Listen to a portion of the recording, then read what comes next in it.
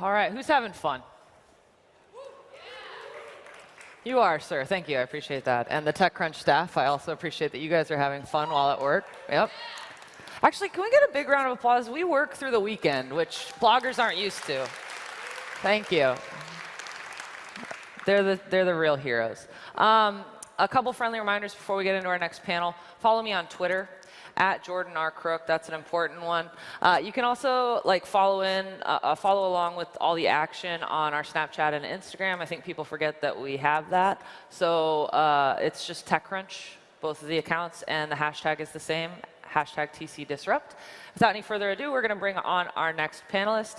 Please welcome to the stage Jeff Lawson from Twilio and our moderator, Frederic Ladrinois.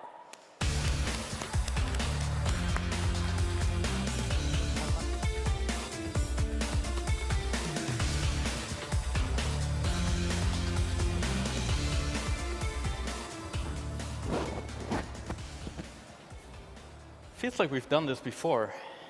Little deja vu from London? It is, Sure. it is. So the last time we did this was at Disrupt London last December. And at the end of that conversation, we talked about how you might IPO at some point in the future when the time is right. Since then, you've IPO'd. What led up to that? Why was the time right at that point? Yeah, it's interesting. I mean, for us, what we had always said leading up to going public was that job number one is to build a company that is capable of going public and is worthy of going public, and that means great customers, great product, predictability, dot your I's, cross your T's, all the governance and all that kind of stuff that you need to do. And so we had been doing those things, but really because doing those things helps you build a great company, right? So that was step one. And then the other thing I'd say is I think that we made a lot of decisions along the way that as entrepreneurs allowed us to have a lot of flexibility in when we decided to go out. And that's actually one of the pieces of advice that I've given to some entrepreneurs since, is that when you make decisions about along the way, like for example about the kinds of investors you bring in and at what terms and all that kind of stuff, that you really want to maximize for future flexibility. And for us, that meant not raising money at crazy valuations that didn't seem like they were in line with historical norms, or raising money with terms that could limit you down the line if your execution is anything but absolutely perfect, right? So we always sort of optimized our decision making around what's going to give us the most future optionality as an entrepreneur and as a CEO. And this is a case where I think it worked out in our favor, because in a year when a lot of companies haven't been able or haven't wanted to go public because of some of those things, like reality had to catch up with some of the previous fundraising rounds and things like that, we had the ability to go out. And in at this point it's actually neat that we were able to do that. You were the first of the unicorn companies, this year at least, and a Silicon Valley tech company to IPO. That took a lot of guts, maybe? I mean, why did you feel you were the right company at that time to go out? Well, I'll start by saying why go public in the first place, right? Because actually, it's not really exclusively a matter of why go this year, but really why go at all. And then you could ask why this year versus the future. And for me, there's two things. One, if you raise venture capital, you really are making a commitment to your investors that you're going to give them a return if the business works out. And that means one of two things: getting acquired or going public, essentially. And did you have the option to get acquired? We were always focused on building a business for the long term. And so to me, non-answer. That's one why you go public, is because you raise money and essentially you have signed up to give your investors a return. But then the second thing for us, and why now, which was, I believe, and we've always built in the company this notion that trust is the number one thing you sell as a cloud company. And that can be software as a service, but even more importantly, as a developer platform. You're saying, hey, customers, trust us with your applications, right? Trust us, build on top of us, and know that we're going to keep delivering for you. And the best way to deliver on trust and to show that customers should trust you, I thought, one of these great things you can do is actually become a public company. for two reasons. First of all, your business is laid bare, right? Everybody can see the details of your business and know that you're committed to it, know that you're healthy, know all these things. And the number two is people know that public companies are run as tighter ships than private companies as a general rule, because you have to be. And that should also help engender trust with your customers. And so those two things said, what I think that going out at a time when not a lot of companies are going out is a fine thing to do, because that will also continue to accelerate our trust with our customers and our leadership in this market. Sure. Did you get any pressure from your investors that it was about time to IPO? No, they were fantastic, right? It was completely the management's call about when to go public. All right. Talk to me a little bit about the timing of this, because it was June 23rd that you IPO'd. That was the day before the Brexit.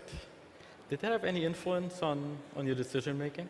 You knew it was coming. I mean, it was no surprise it was coming. We didn't know what the result was. You look at these timing windows, and there's all these windows of when you can go public because of all sorts of events, both internal to the company of when your quarter ends, but also when investors are available. You can't go public on the 4th of July, right? It's, there's these windows where the timing works out between the market and the company.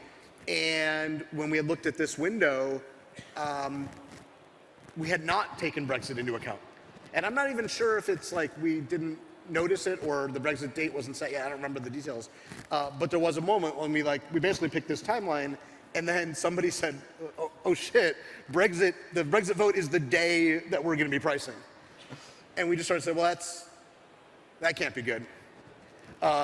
Because you want stability, right? You want things to be normal as much as possible. Sure. when you IPO. So we moved our IPO up a date. The pricing event was the night before, so we priced the day before Brexit. And by the way, the whole time leading up to it, we were looking at it saying this is a non-issue, right? This is not, this is going to fizzle, nothing's going to. And then the day of, we're oh my God, I'm glad that we moved it up a date, because the whole world just got turned upside down for turns out for 2 days, and then it was kind of back to normal. Sure. But who knew that was going to happen? Worked out all right for you guys, though. I mean, the stock was up 90% on the first day, so it was all right. What has that changed for you as a company now that you're public? How do you go about your business differently now that you're a public company? Yeah, I mean, nothing changes. And I think if you let the existence of a visible stock price change how you think about building the company, then you are destined for problems. And that's the short answer. And that's what we tell internally Twilions all the time.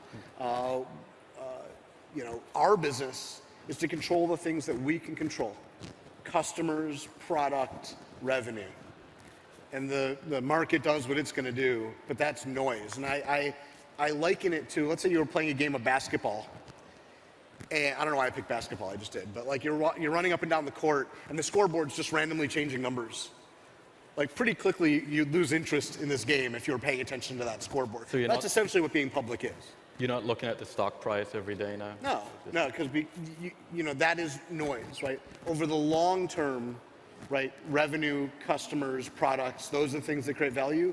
But over any sufficiently short term, there is so much noise in that has nothing to do with the company. Sure. That you can't focus on it. Because you can't believe that when the stock price doubles, you're twice as good as you were yesterday. And when the stock price gets cut in half, you're half as good. Right? If you actually, on the way up, if you actually drink the Kool-Aid and be wow, we're amazing, the danger there is that eventually everything has gravity, right? And so it'll go down too, and you'll then believe suddenly that you're horrible, right? And you can't have people in the company, employees, thinking that way. Sure. That's too much of an emotional roller coaster. And so what you have to really recognize is that in any sufficiently short-term period of time, it's noise, and it's out of our control. Has it changed anything for you personally, though? Because you've made a few dollars out of this at this point. I mean, you still own a large part of the company. No, I mean, first of all, when you go public, you don't generally sell. Sure. Anything there. So on paper. Nothing has changed for me, right? And again, this is another pitfall, right? If you look at the stock price and you're constantly trying to ascertain the personal impact of that, right? Again, you will go crazy, right? And you will focus on the wrong things. because again, that's not reality, right? So you focus on business and you focus on what matters, customers, revenue, employees, products, and those are the things over the long period of time when actually your wealth may matter, right? That's the thing that's actually going to impact that over the long term when it actually can have any meaningful difference. All right. One thing I love about companies going public is that they do have to disclose some numbers, right? One of the numbers that 200 pages of it. and I read through all of those, but one number that stood out for me was how important a very small number of companies are for your revenue, right? WhatsApp alone accounted for about 17% of your revenue in 2015, a little bit less in the last 6 months. 10 companies alone make up around 31% of your revenue. Does that worry you? Because you're dependent on a very small number of customers. It's pretty common for B2B companies to have bigger customers and have other customers as well. For us, that's been very consistent through the years. It's been about 30% of revenue coming from our top 10, and that's been very consistent. And then WhatsApp, you point out, we don't really put them in that category as much. I mean, they're what we call a variable customer, which is their usage goes up and it can go down, but is not, the way we do business with WhatsApp is very different than the way we do business with nearly every other customer. We have 30,000 active customers and 9 who exhibit this variable behavior where their usage goes up and down very rapidly. And so we really focus our team and our employees and the business on the base customers. They're the reason why we wake up in the morning. And then we've got sort of this gravy over here, which is our variable customer base. It's a very lucrative gravy, though. I mean, you must want to get a few more of these big whales on your board there. Well, let's separate whales from gravy to use metaphors very nicely. Of course, we want big customers and happy customers and customers who have a lot of predictability to how they do business with us. We don't go out of our way to find more customers who are going to be large and unpredictable. Right. And that's the distinction that we make between the variable customers, wherein their usage of us essentially can vacillate pretty big, pretty large, and customers for whom we've got a very nice use case that consistently grows in line with their business. And we're really focused on the latter. Sure. But still, you did release the enterprise plan last week, earlier this month. Yeah. So you are going after the bigger enterprise customers too, which is different from your regular model of really selling directly to developers and then kind of getting to companies that way. I don't think it is. What we are already seeing in our customer base is that the focus on developers pays off in a wide variety of companies, right? So developers are becoming influential in every kind of organization because every company is having to now build software in order to differentiate in the market, right? Software has moved from that back office to the business model of nearly every company, right? When's the last time you walked into a bank retail branch? No, like the mobile app is the bank to you now. Right. And every company, I mean, I love this stat, Nike employs more software developers than shoe designers, right? Goldman Sachs employs more software developers than Facebook, right? And the stats keep going on where every company is becoming a software company. And as they do, developers are influential in those companies. And so the fact that we focus on developers allows Twilio to get brought into these companies that, 10, 15 years ago, you might have had a very heavy-weighted top-down sales process through a CIO that is now being influenced by developers, bringing in a tool that they use to solve a job. But what you still need to clear are some hurdles around regulatory, legal, compliance, et cetera.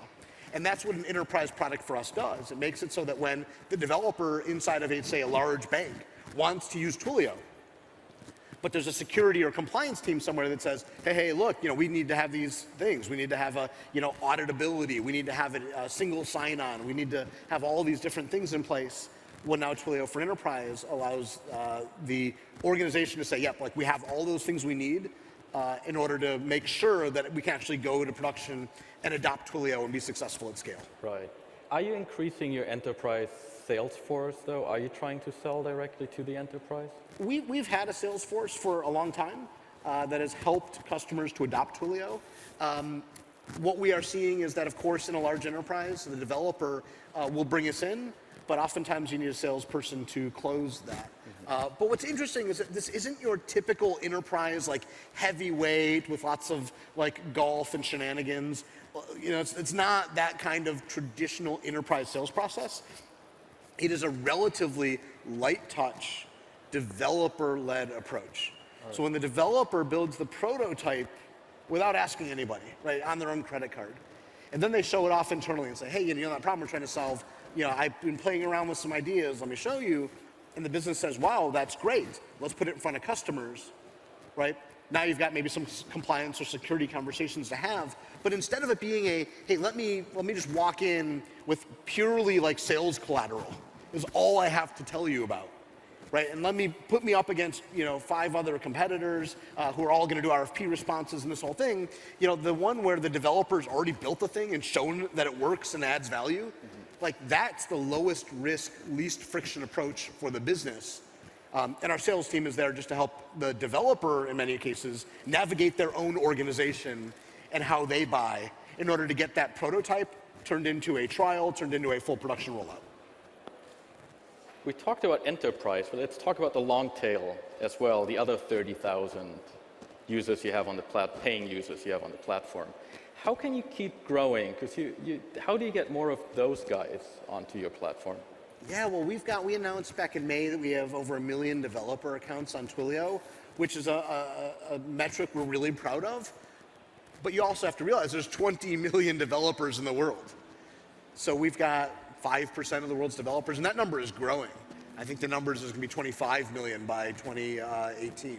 Right, so it's like you've got a very large number of developers in the world, and so we're focused very much on continuing our developer outreach, getting into new communities, and developer communities arranged geographically.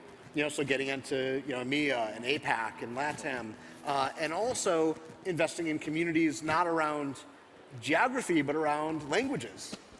And getting into, deeper into the Java community, deeper into the, Microsoft community, deeper into a bunch of the different ways in which developers identify and learn from each other. Well, our goal is to embed and become a part of those communities and let those developers know about Twilio. And while we've got 1 million developer accounts today, we've obviously got a lot of headroom because there's a lot of software developers in the world.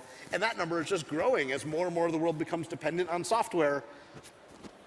We're there to arm them. Sure, you talked about geography. What about the Chinese market, which is exploding, but you don't do a lot of business there right now? Yeah, we don't do a lot of business in China, in particular on the domestic market in China today.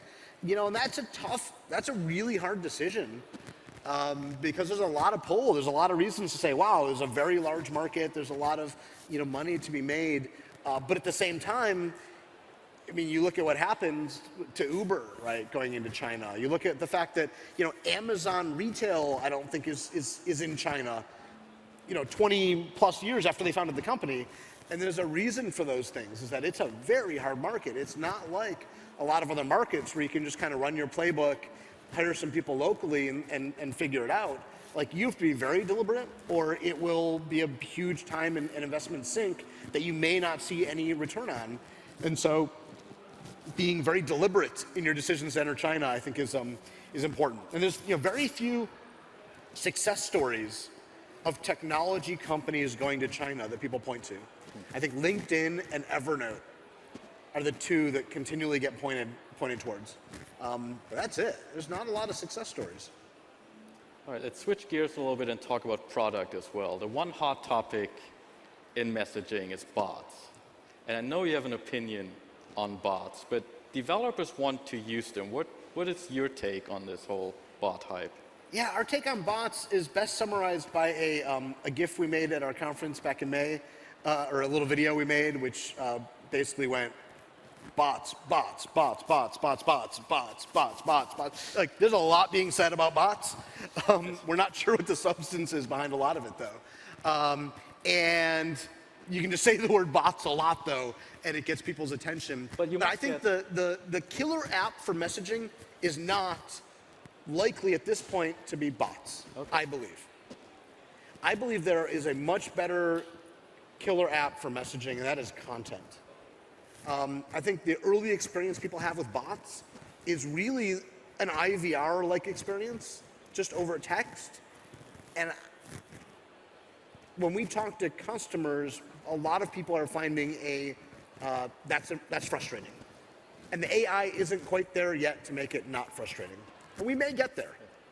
But content is an amazing app for messaging. When you say content, what do you mean by that? It means that like messaging is a great way to consume content. For example, the New York Times coverage of the Olympics over SMS was really cool. So this was an app that was powered by Twilio, and the New York Times did their coverage of the Olympics over SMS, and this meant that you got pushed a story a day. Another example here is Purple, a really cool company that's doing a daily news story initially about the election, but pushed to you via messaging. And what's really neat about it is that there's two things. One is it's very personal. Like that New York Times coverage wasn't the New York Times, it was Sam at the news desk, giving you his experience being in Rio. And that is a really cool experience, which is different from just a publication telling you stories. And I think messaging is allowing for it to feel like you're texting with a friend who happens to be at the Olympics, rather than consuming coverage from a major publication. And I think that intimacy is a very cool, natural part of the channel. And then the other thing that Purple does a great job of is this choose your own adventure. This idea that they're gonna send you a headline a day. What happened in the election today? And if you wanna learn more, reply with this keyword. And then you can drill down into that story and keep going further and further, or back out and say, you know, that story isn't of interest to me today, so never mind, right? And that sort of choose your own adventure style of content is really, it's very engaging. And I think that this, coupled with more corporate use cases about, you know, imagine like that's cool for the Olympics, but imagine you sign up for a product. And the company sends you a message that says, hey, thanks for signing up for our product. If you want to learn more about this feature, reply this. If you want to learn more about that feature, reply that. And then you can kind of self-select into like learning more about a product or service that I think is a really engaging form of content that's better than just getting a bland and drip email or, you know, retargeted ads or whatever. Like, it's actually a really engaging way for a brand to interact with a customer using content, but also in this sort of choose your own adventure way where people self-select into what they want out of that experience. And I think that's killer, and that's available today. All right. We're out of time, so the next time we sit down here, we'll talk about what Twilio did in the last 12 months to make bots better. Awesome, Frederic. Thank you. Thank you.